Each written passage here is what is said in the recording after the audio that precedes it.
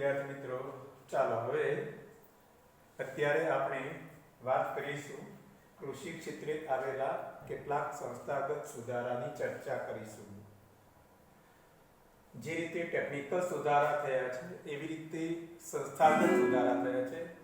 દેશની કેન્દ્ર સરકાર ખેડૂતોની ખેતીનો ઝડપી વિકાસ થાય અને ખેડૂતોની આવક વધે તે માટે સરકારે ખેતીનું જે મૂળભૂત ક્ષેત્ર જમીન હોય એ સિવાય ખેડૂતોને ખેતી માટે કંઈક મદદ હોય, ખેડૂતે પકવ્યું હોય પણ અનાજ ઘર સુધી આવતા પહેલા કંઈક ને કુદરતી પરિબળોથી એનો પાક નાશ થાય, આવી ઘણી બધી બાબતોથી ખેડૂતોને થતા અન્યાય જે છે એને દૂર કરવા માટે, ખેડૂતોને ખેતીનો ભાવ ન મળે, આ બધી જ બાબતોનો ઉકેલ લાવવા માટે આપણી કેન્દ્ર સરકાર એટલે કે સંસ્થા કહેવાય, એ સંસ્થાએ ઘણા બધા કાયદાઓ ઘડીને, ઘણા બધા નિયમો બનાવીને ખેડૂતોની આ સ્થિતિને સુધારવાનો શું કર્યો છે?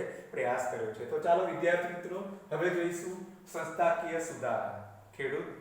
ખેતી ક્ષેત્રે આવેલા સંસ્થાકીય સુધારા અથવા તો સંસ્થાગત સુધારાઓ સમજાવો. સંસ્થાગત સુધારા કોને લાગુ પડે? તો જમીન માલિકી, ખેતીનું ધિરાણ અને ખેત પેદાશોના વેચાણ, આ ત્રણ બાબતોની અંદર થયેલા સુધારાને આપણે કેવા સુધારા કહીએ છીએ? સંસ્થાગત સુધારા કહીએ છીએ. કયા ત્રણ બાબતો? જમીન માલિકી, ખેતીનું ધિરાણ અને ખેત પેદાશોના વેચાણ અંગે જે કઈ સુધારાઓ થાય છે તેને આપણે સંસ્થાગત સુધારા કહીએ છીએ. તો હવે સૌથી પહેલા કોની વાત કરીશું? જમીન માલિકીની.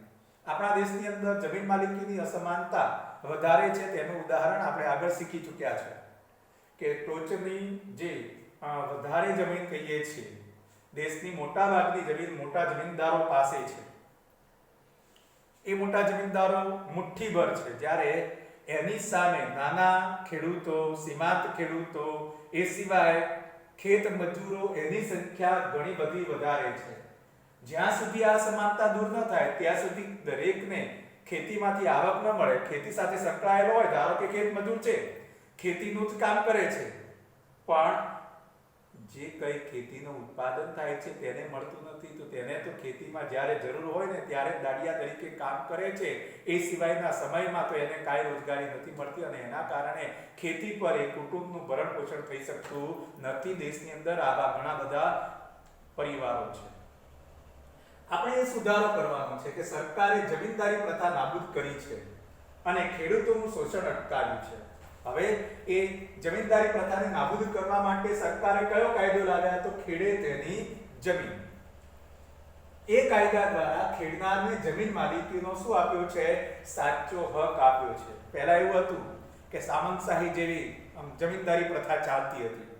રાજાઓ હોય તો એ રાજાઓ બધી જ રાજ્યની જમીન ધરાવે ખરા, પણ રાજાઓએ પાછા સામંતોને આપ્યા હોય, સામંતો પાછા મોટા જમીનદારોને આપ્યા હોય, મોટા જમીનદારો નાના જમીનદારોને આપ્યા હોય, નાના જમીનદારો એ ખેડૂતો કે જે ખેત મજૂરો હોય છે એ ખેત મજૂરો પાસે કામ કરાવે છે. ગણોતિયાઓ પાસે ખેતી કરાવતા અને ખેત મજૂરો પાસે કામ કરાવતા. આ રીતે એક આખી જમીનદારી પ્રથા ચાલતી હતી. સરકારે આઝાદી પછી આ જમીનદારી પ્રથા કયા કાયદાથી બંધ કરી? ખેડે તેની જમીન. જે ખેડૂત, જે ખેત મજૂર, જે ગણોતિયો જેટલી જમીન ખેડતો હોય એની જમીન મોટા જમીનદાર પાસેથી વધારે જમીન આંચકી લેવામાં આવી આ કાયદા દ્વારા. બીજું, જમીન ટોચ મર્યાદાના કાયદા દ્વારા જમીન માલિકીની અસમાનતા દૂર કરી. તમે વિનોબા ભાવેનું નામ સાંભળ્યું હશે. ભારતના જે આપણે શું કહેવાય છે, આઝાદીની જે લડત હતી એ લડતની અંદર ગાંધીજી સાથે એક મહત્વપૂર્ણ કામગીરી કરી હોય તો એ કોણ હતા? વિનોબા ભાવે. અને આ વિનોબા ભાવે આ જમીન માલિકીની અસમાનતા દૂર કરવા માટે એક મોટો યજ્ઞ કરવાનું લોકો પાસેથી કહ્યું હતું અને તે હતો ભૂદાન યજ્ઞ. શું હતું? ભૂદાન યજ્ઞ. ભૂદાન યજ્ઞનો અર્થ શું છે? ભૂ એટલે જમીન અને દાન, જમીન દાનમાં આપો. કોને કીધું?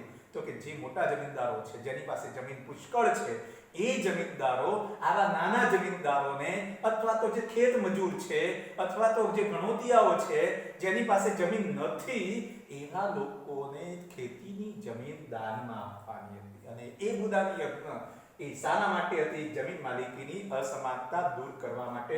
આપણી સરકારે પણ જમીન ટોચ મર્યાદા કે અમુક નક્કી કરેલા ધારાધોરણ કરતા વધુ જમીન હોય, ધારો કે કોઈ ખેડૂત પાસે વધુમાં વધુ 50 હેક્ટર જમીન કે 25 હેક્ટર જમીન હોય, એનાથી વધારે જમીન હોય તો એની જેટલી પણ જમીન હોય બધી જપ્ત થઈ જાય. આ જમીન ટોચ મર્યાદાનો કાયદો કર્યો છે અને એનાથી આ જમીન માલિકીની અસમાનતા દૂર કરી છે. ત્રીજું, કિસાન ક્રેડિટ કાર્ડ. ખેડૂતોને પોતાની ક્રેડિટ ઉપર કે જેટલી જમીન હોય એટલા પ્રમાણની અંદર એને, જેમ આપણે કહીએ ક્રેડિટ કાર્ડ હોય તો કેવી, પૈસા ના હોય તો પણ ખરીદી કરી શકીએ.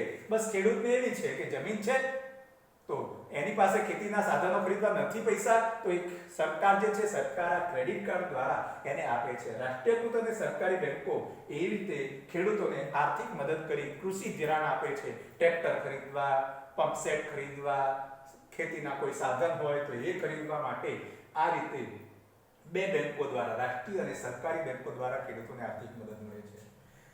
ચોથું, સરકાર બિયારણ અને ખાતર તેમજ જંતુનાશક દવાઓ આ ત્રણેય ખરીદવા માટે સબસિડી અને આર્થિક મદદ આપે છે.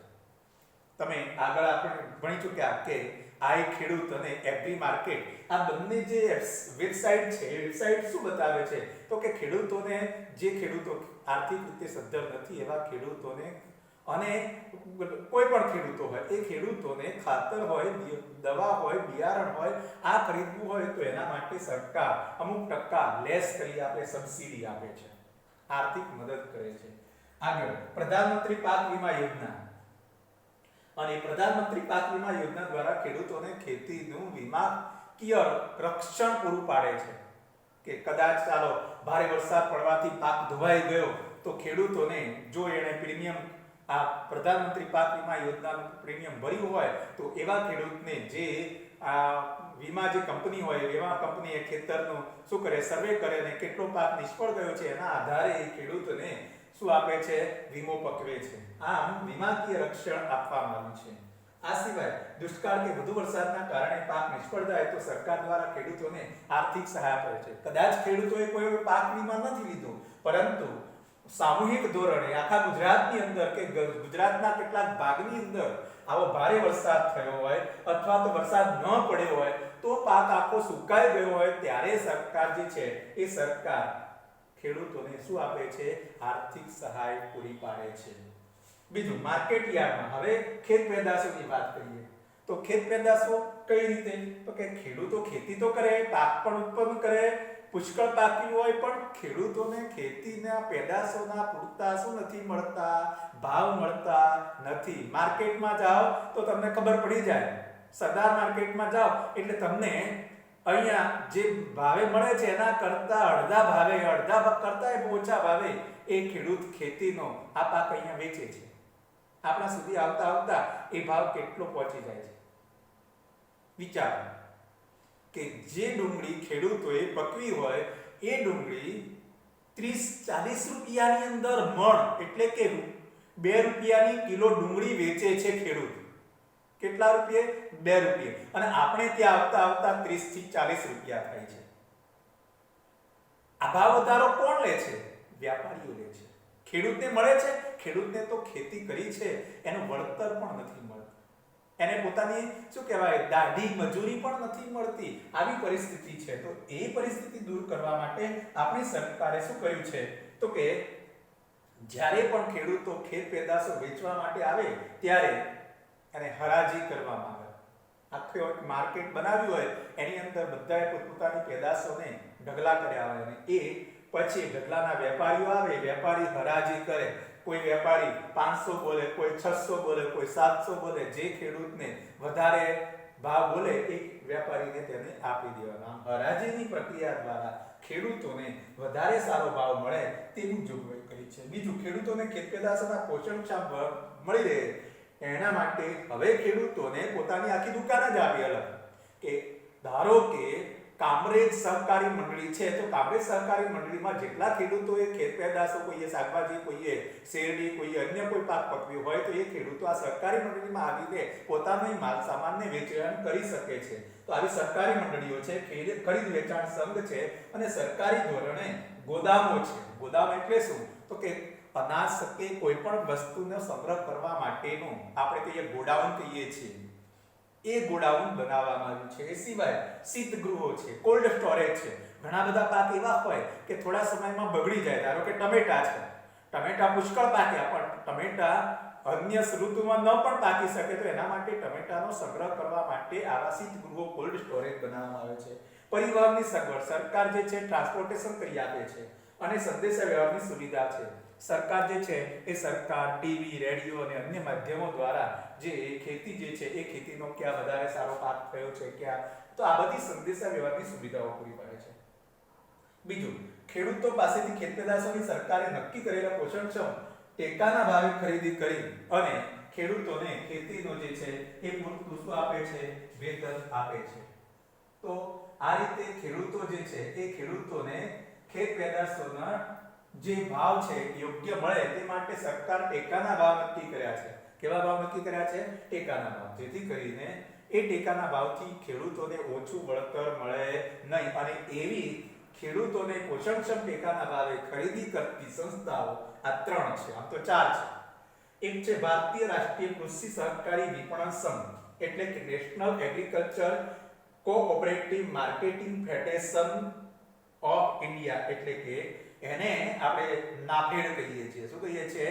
નાફેડ નું નામ સાંભળ્યું હશે તમે, ટૂંકમાં છે.